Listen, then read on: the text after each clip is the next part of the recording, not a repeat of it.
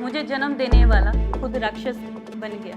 एक दिन की बात है जब वो मेरे कमरे में आए और मुझे उन्होंने गलत तरीके से छूना शुरू कर दी। वो दिन था जब उन्होंने हदें पार करने की कोशिश की। एक माँ अपनी बच्ची की इज्जत के साथ कैसे खिलवाड़ कर सकती है। सब कुछ सहते हुए मैंने 11 साल उस इंसान के साथ निकाल दी। चाहती थी कि मैं डॉक्टर बनूं और उस इंसान के मुंह पे एक करारी चपेड़ मारो जिस इंसान ने मेरी ज़िंदगी ख़राब की है, बर्बाद की है। लेकिन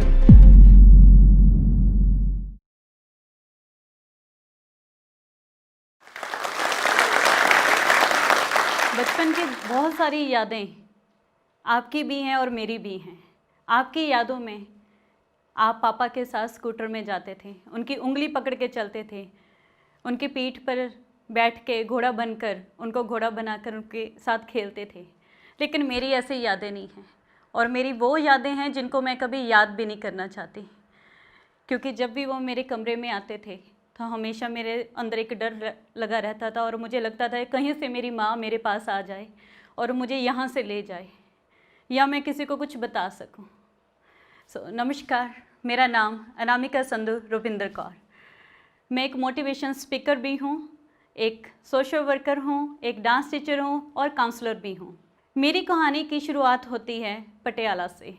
पंजाब का बड़ा मशहूर एक शहर है। हमारा एक बड़ा हंसता खेलता परिवार था। मेरे परिवार में मेरे मम्मी पापा और मेरी 2 छोटी बहनें, यानी कि हम 3 बहनें। एक अच्छा परिवार जिसे हम बोलते हैं रॉयल फैमिली। सब कुछ था हमारे पास, लेकिन फिर भी मन में एक डर था। वो डर था मेरे पापा को लेकर, क्योंकि मेरे साथ कुछ ऐसी चीज़ें हुई हैं जो मैं आपको आज बताने वाली हूँ। एक दिन की बात है जब वो मेरे कमरे में आए और मुझे उन्होंने गलत तरीके से छूना शुरू कर दिया। मुझे लगा कि मैं अब किसको बताऊँ, किससे बात करूँ। उनका इस तरह से छूना कुछ हदों से पार चला गया। कुछ दिनों बाद ये सारी चीज़ें ऐसे ही चलती जा रही थी। एक दिन आया जब मेरी माँ मेरी नानी के घर गई हुई थी मेरी छोटी बहन को लेकर, और बीच वाली जो छोटी बहन थी वो मेरे पास थी। वो दिन भी मुझे याद है, वो समय भी मुझे याद है।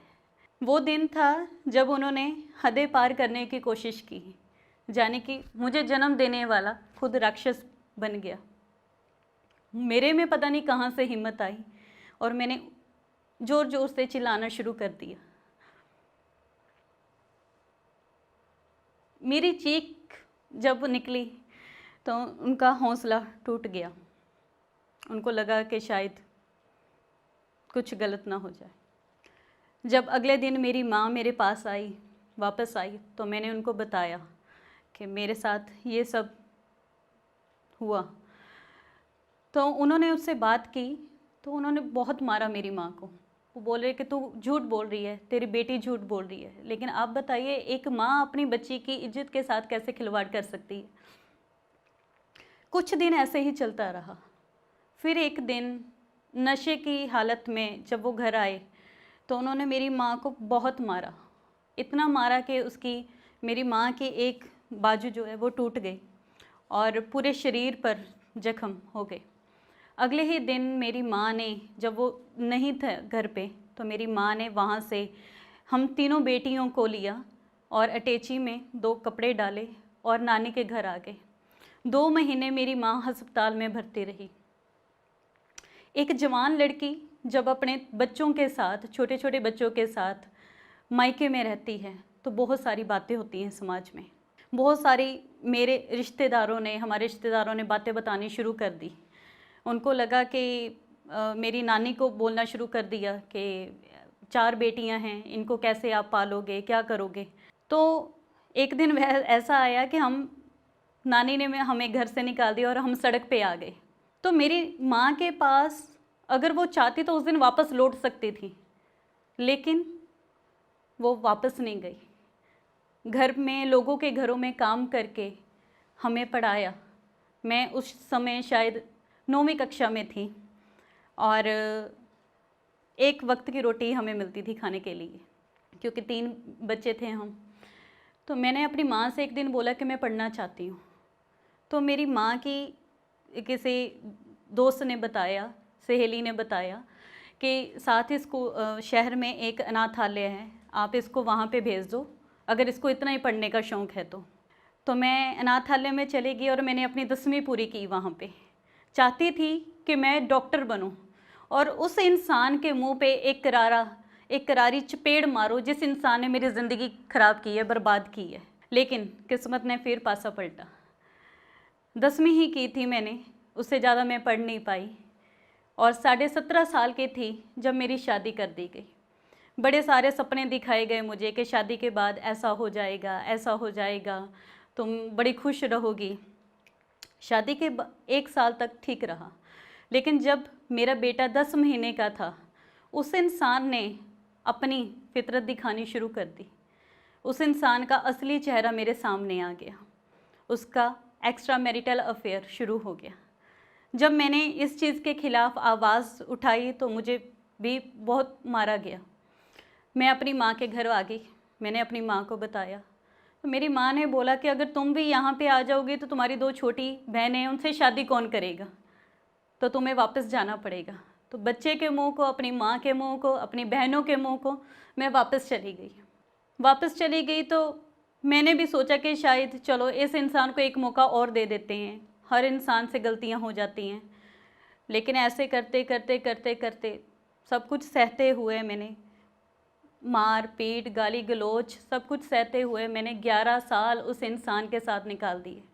इस बीच काफ़ी कुछ मेरी ज़िंदगी में, जैसे मैं जॉब भी करती थी तो मुझे ये बोला जाता था कि तुम करैक्टरलेस हो। मैं घर में पैसा भी कमाती थी, कमा के लेके आती थी, घर का काम भी करती थी, लेकिन फिर भी मेरे करैक्टर के ऊपर उंगलियां उठाई जाती थी। इंसान वो गलत था, करैक्टर मेरा जांचा जाता था। उसके बाद 2016 की बात है, जब कहते हैं ना कि सब्र का घूंट पी पी के एक घड़ा भर जाता है, तो मेरा भी घड़ा भर गया था। तो मैंने बोला कि नहीं, अब नहीं, क्योंकि हर लड़की हर चीज़ बर्दाश्त कर सकती है, लेकिन करैक्टर के ऊपर जो उंगली उठाई जाती है वो बर्दाश्त नहीं कर सकती। तो जब 2016 को मैंने सोचा, अपने बेटे को लिया, 10 साल का मेरा बेटा हो चुका था, मैंने सोचा कि नहीं, अब मैं यहाँ नहीं रहूँगी, अब नरक नहीं सहूँगी मैं, अब मुझे यहाँ से जाना होगा। स्टेप तो मैंने उठा लिया, लेकिन ये आसान नहीं था, बहुत मुश्किल था। जब मैं नौकरी मांगने के लिए जाती थी तो लोगों की गंदी नज़रें मेरे ऊपर, क्योंकि उनको पता चलता है ये सिंगल है तो इसकी मजबूरी है नौकरी करना। मुझे आज भी याद है, उस समय मैंने अपने बच्चे को 1 हफ़्ता अचार के साथ रोटी खिलाई थी।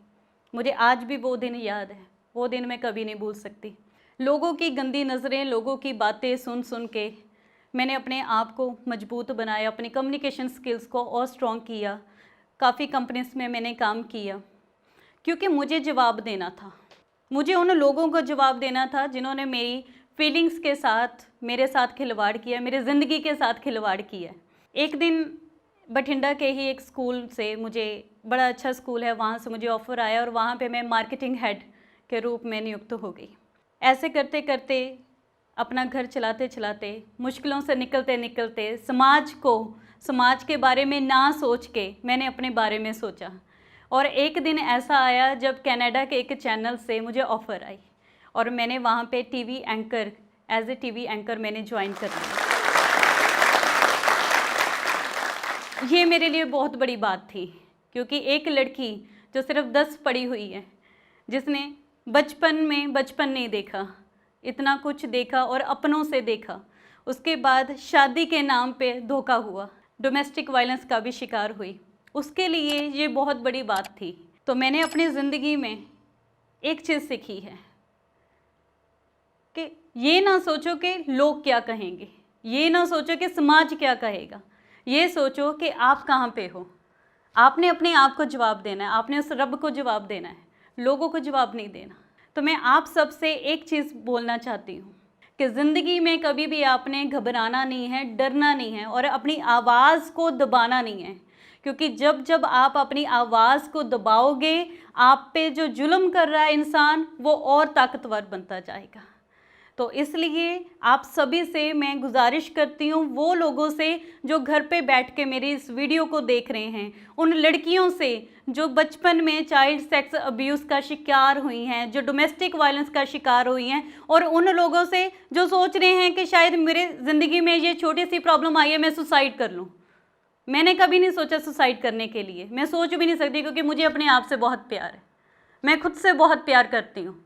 मुझे ज़िंदगी जो है भगवान ने दी है, इसलिए आप सभी से मैं गुजारिश करना चाहती हूँ कि अपने आप से प्यार करना सीखिए, क्योंकि जब आप अपने आप से प्यार करेंगे तो वो रब आपसे प्यार करेगा। समाज क्या सोचता है, समाज आपके बारे में क्या बोलता है, इस चीज़ की परवाह मत कीजिए। आपकी जो मंजिलें हैं, आपके जो रास्ते हैं, आपकी जो मंजिलें वो आपका इंतज़ार कर रही हैं।